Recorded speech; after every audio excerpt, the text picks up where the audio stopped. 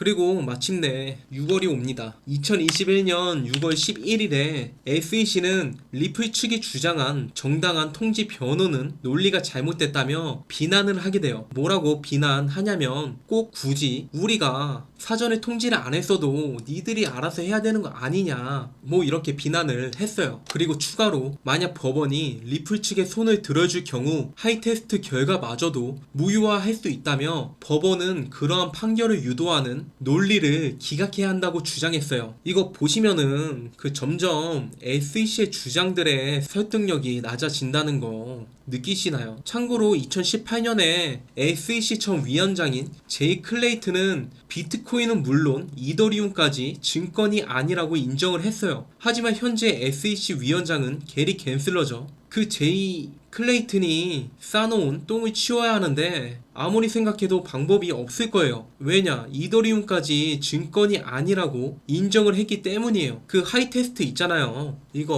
이걸 이더리움에 적용하면 이더리움도 증권이 되어야 돼요. 다시 봐볼까요? 첫 번째로 자금 투자가 이뤄지고 있는가? 한마디로 돈을 투자한 것이어야 한다는 거예요. 이더리움 당연히 포함되죠. 5. 두 번째로 그 자금이 공동사업에 투자되고 있는가? 그러니까 다수의 사람들이 투자한 돈이 공동기업에 속하면 증권이라는 거예요. 이 공동기업은 재단 법인이나 사단 법인 형태가 될 수도 있다고 말씀드렸죠. 이더리움도 재단이니 포함이 되죠. 5. 세 번째로 투자했다는 이익을 기대할 수 있는가? 이건 당연하죠. 이더리움을 왜 사나요? 투자했다는 이익을 기대할 수 있기 때문에 매수하는 거죠. 5. 네 번째로 그 이익은 타인의 노력으로 발생되는가? 이건 더 쉽게 설명드릴 수 있는데 여러분 그 이더리움을 왜 사세요? 뭐 제각각의 이유들이 있겠지만 그 매수하시는 분들 중에 이더리움 그 업그레이드 때문에 사시는 분들 많을 거예요. 그렇죠? 이더리움의 노력으로 타인의 수익이 발생할 수도 있어요.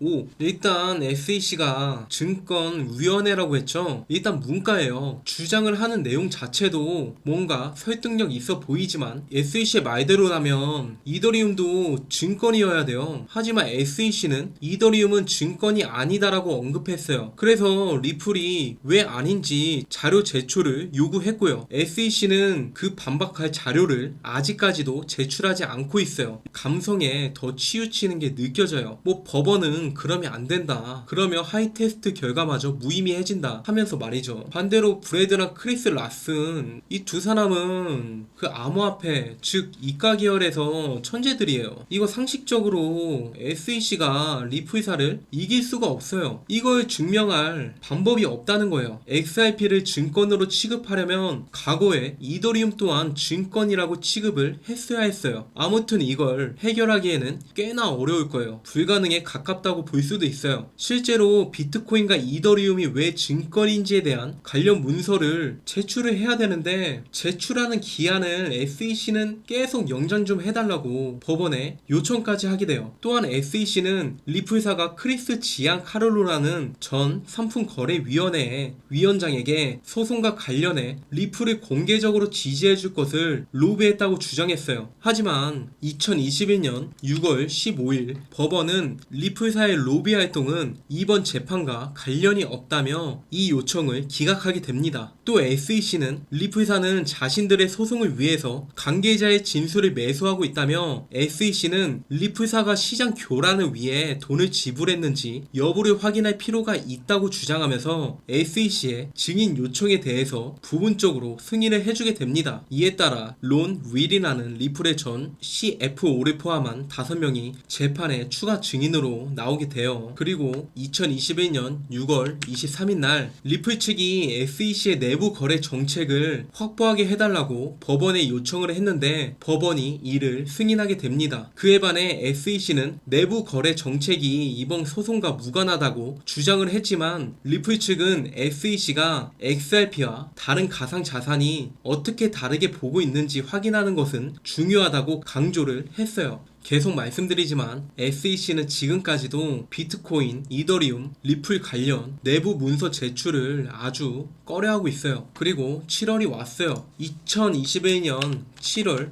15일 날 리플과 SEC 소송 관련 청문회를 개최하게 됐죠. 법원은 윌리엄 힌먼이라는 SEC 기업 금융국장의 증언을 듣기 위해 청문회를 개최한 거예요. 참고로 윌리엄 힌먼이 누구냐면 과거 이더리움과 리플은 증권에 해당하지 않는다고 주장을 했던 사람이에요. 앞서 리플은 법원에게 윌리엄 힌먼을 증인으로 채택해 달라고 요청을 했고 SEC는 그건 안 된다고 이에 대한 기각을 신청했어요. 결국 청문회는 열렸고 여기서 SEC는 힌먼의 과거 발언은 SEC의 의견이 아닌 힌먼 개인의 입장일 뿐이라고 주장했어요. 근데 SEC는 힌먼의 그 초안 자체가 힌먼 개인 혼자서 작성된 게 아니라 직원들과 함께 작성된 것임을 인정하게 돼요. 즉 과거에 이더리움과 리플은 증권에 해당하지 않는다고 주장했던 내용이 힌먼 개인의 내용이 아니고 SEC의 다른 직원들과 함께 XRP는 증권이 아니라는 걸 예전에 결론을 이미 내렸다는 말이에요. 하지만 SEC가 직원들이 힌먼의 연설문 작성을 도왔다는 것은 인정했지만 힌먼 개인을 위한 것이라고 주장했어요. 여러분들이 듣기에도 SEC의 주장은 말이 안 되죠. 결국 이더리움은 증권이 아닌 투자 계약이라고 발언했던 윌리엄 힌먼을 리플 측은 증인으로 세울 수 있게 됐어요. 법원이 허락을 했습니다. 이에 대해 SEC 측은 힌먼을 증인으로 내세우면 다른 공직에 있는 법조인들도 증언할 수 있는 위험한 선례를 남길 수도 있다고 주장했어요. 원래 7월 19일 날 증언을 할 예정이었는데 지금 연기가 됐어요. 그리고 리플 측은 다시 SEC가 제기한 소송을 각하해달라고 법원에 요청했고요. 여기까지가 오늘까지 리플과 SEC 간의 소송 역사예요. 제가 중간중간 소송에 대해서 설명드리면서 저 또한 XRP는 증권이 아닐 거라고 계속해서 말씀드렸어요. 근데 저는 XRP가 증권이라고 생각을 하지는 않아요. 분위기도 리플 측으로 점점 좋게 흘러가고 있고요. 그렇지만 법원의 판결이라는 건 아무도 모를 일이죠. 이러다가도 SEC가 이길 수도 있어요. 참고로 SEC는 이 분야에서 단 한 번도 패배한 적이 없어요. 근데 여러분, 이 소송의 핵심, 그 핵심이 뭔 줄 아시나요? 소송의 가장 주된 주제는 XRP가 증권이다 아니다 이게 아니고, 제가 처음에 말씀드렸지만 처음부터 법원이 SEC의 소송을 받아들여진 계기 자체가 SEC가 미등록 증권을 고소할 때 공통적으로 적용하던 증권법 조항을 들먹이면서 고소를 진행한 게 핵심인데요. 그 증권법 조항이 뭐냐면 그 UC772라고 1988년도에 나온 조항인데요. 그 번역한 거라 조금 문맥이 이상할 수도 있는데 아무튼 이래요. 보기만 해도 조금 복잡하죠. 이 증권법에서 리플사는 A와 C에 해당이 된다는 거예요. 만약 A와 C에 해당이 된다면 그때는 하이 테스트라는 걸 적용해서 증권인지 아닌지 최종 판결을 하게 되고요.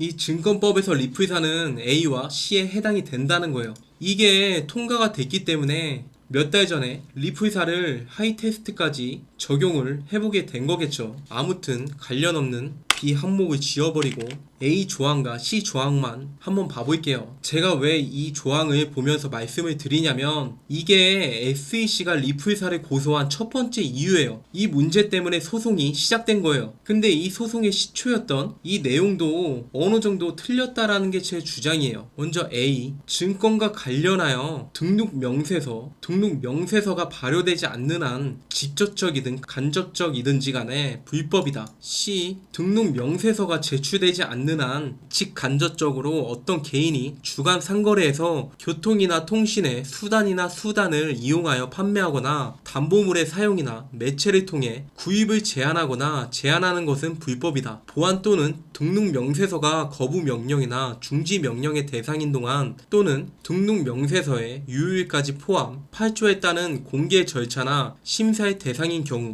뭐 말이 어렵죠. 제가 쉽게 풀어드릴게요. 이 A 조항과 C 조항을 리플사에 적용해보면 리플의 현 CEO 브래드와 전 CEO 크리슨이 XRP 판매 과정에서 증권 신고서를 제출하지 않고 투자자들에게 판매 정보를 투명하게 제공하지도 않았다는 거예요. 그 대신 리플사 내부자들이 불투명한 정보로 장래에 XRP를 지속적으로 판매했고 이 과정에서 개인적으로 얻은 이익도 약 6억 달러라며 A 조항과 C C 조항에 모두 적용된다는 말이에요. 아무튼 SEC는 니네 리플은 여기 A랑 C에 해당되니 미등록 증권이다. 근데 왜 신고 안 했냐? 위반이다. 라고 주장하는 거예요. 다시 A 조항을 봐볼까요? 증권과 관련하여 등록 명세서가 발효되지 않는 한 직접적이든 간접적이든 간에 불법이다. 네, 맞는 말이에요. 브래드와 크리스는 증권 신고서를 간접적으로 제출하지 않았죠. 왜 간접적이냐면 2012년에 이와 관련해서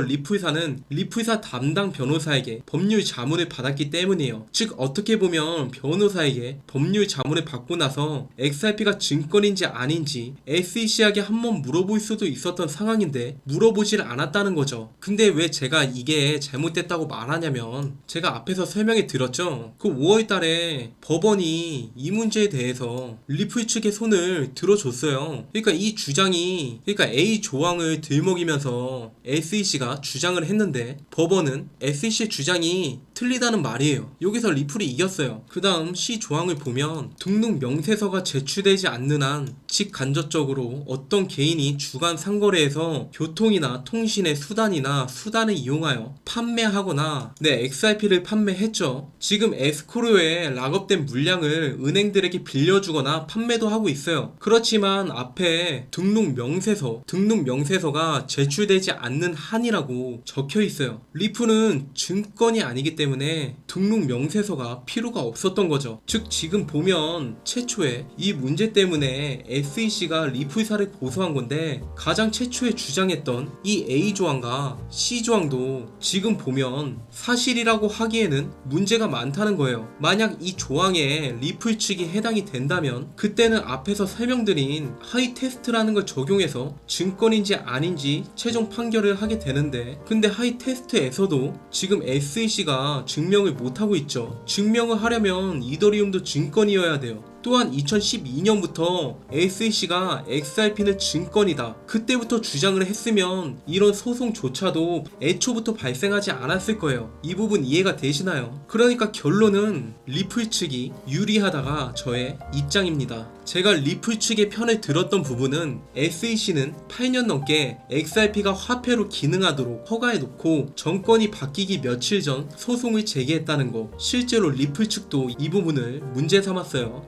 맞는 말이죠. XRP가 나온 지가 10년이 다 돼가는데 왜 이제 와서 그러냐는 거예요.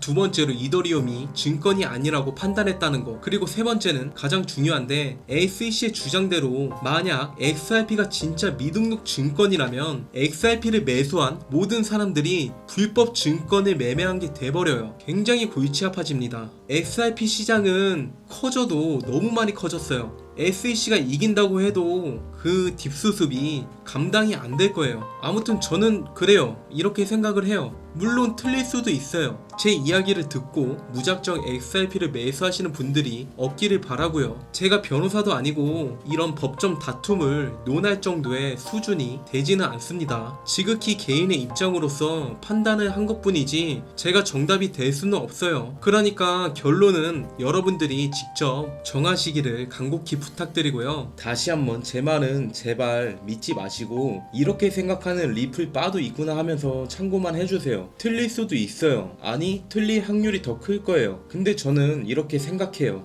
틀리면 뭐 어떤가? 정답만 맞춘다면 발전이 없다고 생각을 합니다. 근데 반대로 만약 리플이 소송에서 지게 된다는 건 XRP가 증권으로 분류가 된다는 건데 그렇게 된다면 XRP를 거래하는 모든 암호화폐 거래소는 증권거래소 등록을 요구받게 됩니다. XRP 하나 때문에 모든 암호화폐 거래소가 증권거래소로 등록을 하게 될 리는 거의 제로에 가깝죠. SEC한테 말 그대로 패배를 하게 된다면 XRP는 암호화폐 거래소에서는 상패입니다. 그러니까 이 문제는 더더욱 신중하게 저에게 의존하지 말고 직접 판단하시길 바랄게요. 꼭 반대 의견도 들어보세요. 저는 판사가 아닙니다. 자, 그럼 마지막으로 리플의 전망에 대해 간단하게 말씀드릴게요.